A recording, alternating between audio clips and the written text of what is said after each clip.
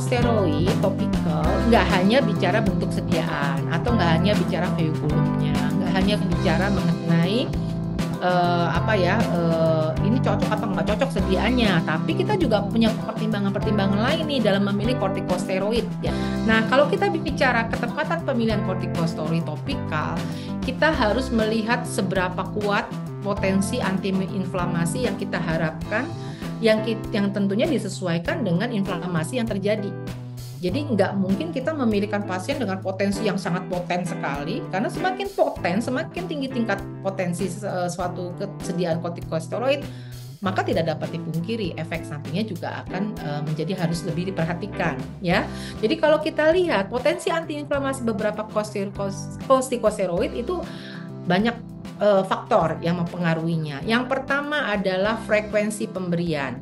Ketika tadi dari aturan pakainya harus dioleskan 2 kali sehari, tapi ternyata pasien hanya mengoleskan sekali sehari, maka tentunya potensinya akan berkurang.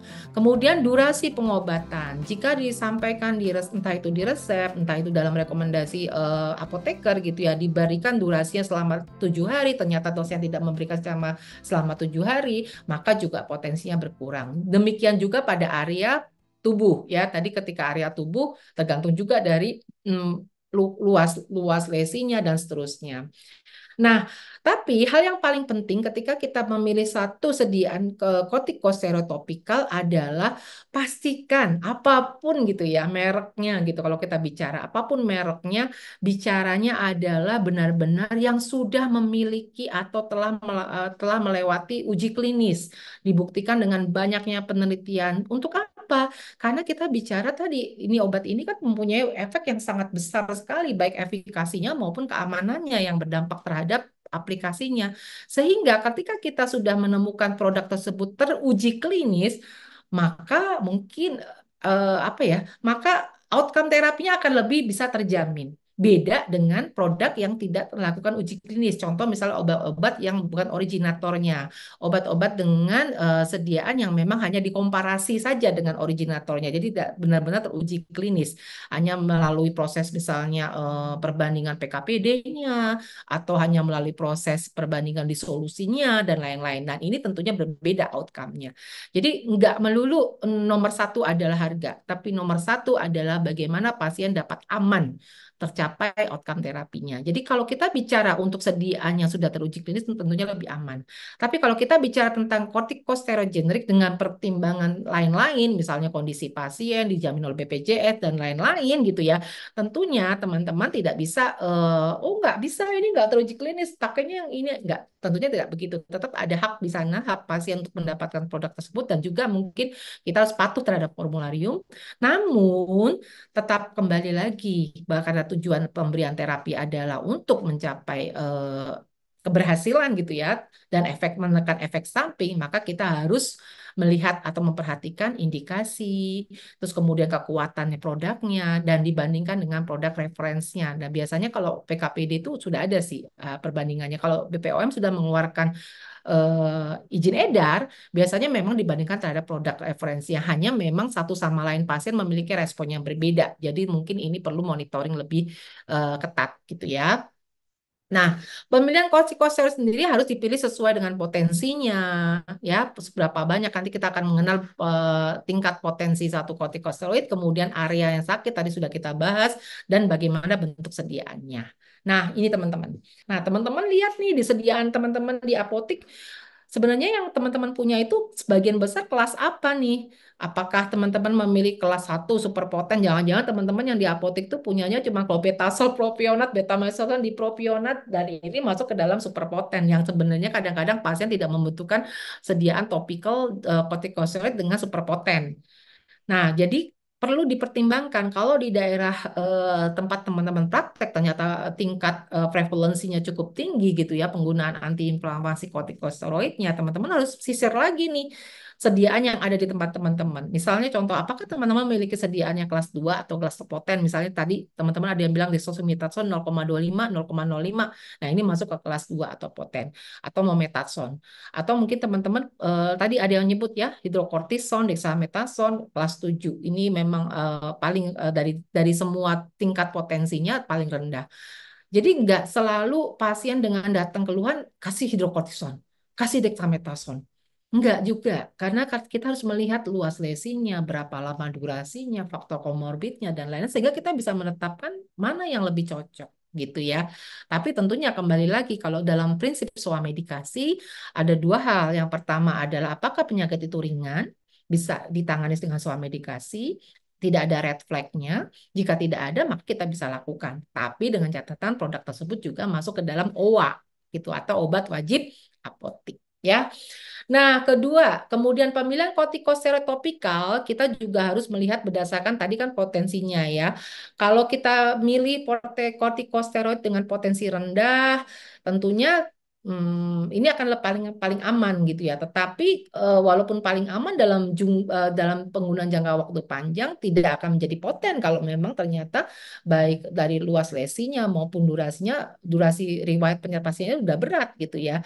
Jadi pemilihan ini tergantung dari tadi juga ya, durasi, usia, lesi, dan lain-lain. Nah, kalau untuk koste-koste paling potensi rendah, yang paling aman untuk penggunaan jangka panjang pada area permukaan yang luas, pada wajah atau area dengan kulit lebih tipis pada anak-anak, ini bisa digunakan. Artinya risikonya akan lebih sedikit gitu ya untuk pasien-pasien yang mungkin masih usianya anak, untuk pada area-area yang tipis gitu ya, pada wajah atau area-area tubuh dengan kulit yang lebih tipis ya. Tetapi kalau teman-teman ketemu kasus di mana lesi atau inflamasinya itu sudah parah pada area-area dengan kulit yang tebal, tentunya ini tidak akan menjadi pilihan terapi yang tepat, walaupun dia bisa digunakan jangka panjang, walaupun paling aman, tapi kan nggak efektif, nggak poten ya. Jadi harus dipertimbangkan yang lebih poten lagi. Nah, kortikosteroid dengan potensi yang tinggi dan sangat tinggi tidak boleh. Kembali lagi tadi nih, makanya teman-teman harus hafalin nih, mau nggak mau nih hafalin nih. Tinggi dan sangat tinggi tidak boleh bila nanti ada pasien dengan keluhan pada daerah-daerah tertentu, misalnya wajah, pangkal paha, aksila, dan lain-lain. Terkecuali, nah kecuali jika diresepkan oleh dokter dengan pertimbangan benefit and risk-nya. Ya, tetapi secara umum ini perlu dipertimbangkan untuk potensi yang tinggi dan sangat tinggi sebaiknya tidak digunakan. Ya, kecuali dalam situasi yang jarang terjadi dan untuk jangka waktu yang pendek, biasanya ada pertimbangan klinis tertentu gitu, teman-teman. Nah, kalau kita bicara masalah terkait dengan dermatitis gitu ya, ini kita lihat juga berdasarkan usia ya. Kalau misalnya kita bicara berdasarkan usia, maka kalau teman-teman ketemu di atas 13 tahun ya teman-teman bisa, bisa, tapi bukan selalu harus memberikan potensi kuat dan sangat kuat ya, tergantung kembali lagi dari jumlah lesinya ya, lesinya apakah dia kronik, subakut atau akut, lokasinya seperti apa, usianya dan sebagainya. Dan tentunya pertimbangannya adalah efek samping. Nah, untuk pasien-pasien kan kadang-kadang banyak yang dermatitis atopik tuh bayi-bayi gitu ya. Nah, bayi-bayi juga selain kita melakukan assessment apakah bayi itu ada alergi gitu ya. Karena kalau kita nggak assessment tuh pasien ada si bayi itu ada alergi atau enggak, mau dikasih kortikosteroid apapun, alerginya nggak dihilangkan tetap aja. Jadi emang nggak bisa satu pertanyaan aja untuk menyelesaikan nih potensi yang mana nih yang kita pakai untuk kortikosteroid, tapi juga akar masalahnya. Kenapa terjadi dermatitis gitu ya. Oke, nah frekuensinya pada umumnya penggunaannya bisa sekali atau dua kali sehari. Kembali lagi semua itu tergantung dari assessment kita atau dokter ya pada saat mendiagnosa. Dan biasanya sebagian besar menggunakan direkomendasikan untuk sebagian besar sediaan kortikosteroid topikal. Nah, kalau penggunaan yang lebih sering tidak memberikan hasil yang lebih baik. Artinya apa? Artinya kadang-kadang kalau memang jadi kortikosteroid ini bahkan ada beberapa titik itu dia bisa kalau penggunaan jangka panjang kemudian tiba-tiba dihentikan malah menjadi rebound. Jadi rebound itu adalah suatu kondisi di mana tiba-tiba menjadi lebih parah gitu ya, sulit dikendalikan. Nah, jadi kalau ada pada pasien-pasien tertentu yang sering menggunakan, kemudian dalam jangka waktu yang panjang, coba aja diamati, coba aja diajak bicara. Apakah penggunaan jangka panjang atau sering ini membantu atau sama aja jangan-jangan atau malah memperluas ya karena berdasarkan beberapa studi penggunaannya tidak memberikan hasil yang cukup baik kalau digunakan jangka panjang dan lebih sering. Nah, dosisnya tentunya ditentukan berdasarkan tadi ya, eh, kondisi pasiennya, kemudian dosis yang dibutuhkan berdasarkan dengan titrasi ke frekuensi minimum. Nanti kita akan lihat ya berapa dosis sebenarnya untuk masing-masing ketika dioleskan pada area-area tertentu. Penggunaan jangka panjang kortikosteroid topikal juga kadang-kadang dapat menyebabkan toleransi dan takifilaksis ya. Jadi ini yang perlu diperhatikan. Karena harganya terjangkau sebagian besar dan pasien tuh merasakan manfaat dengan cepat, ya kadang-kadang ya tadi penggunaannya tidak terkontrol. Karena nggak hanya beli di apotek kita, bisa aja pasiennya beli ke tempat lain gitu ya, di toko hijau, toko orange, dan lain-lain. Sehingga kita nggak bisa pantau 100%. Nah, apalagi yang kita harus perhatikan untuk kortikosteroid topikal atau kortikosteroid dengan potensi yang sangat tinggi juga perlu diperhatikan durasi penggunaannya. Dengan kata lain, bila tidak dinyatakan dengan kondisi medis yang memadai, maka penggunaan kortikosteroid potensi sangat tinggi tentunya tidak direkomendasikan untuk penggunaan 3 minggu secara terus-menerus, gitu ya teman-teman. Jadi nanti perhatikan pada saat memberikan dan tanya kepada pasien ketika dia mau membeli, apakah sudah menggunakan obat ini sebelumnya dan berapa lama menggunakannya. Namun jika diperlukan durasi yang lebih lama, jadi lebih lama dikarenakan satu dan lain hal, maka kita harus memilih kortikosteroid itu sesuai dengan dosisnya. Jadi artinya dosis itu tetap harus diberikan tetapi perlahan-lahan gitu ya.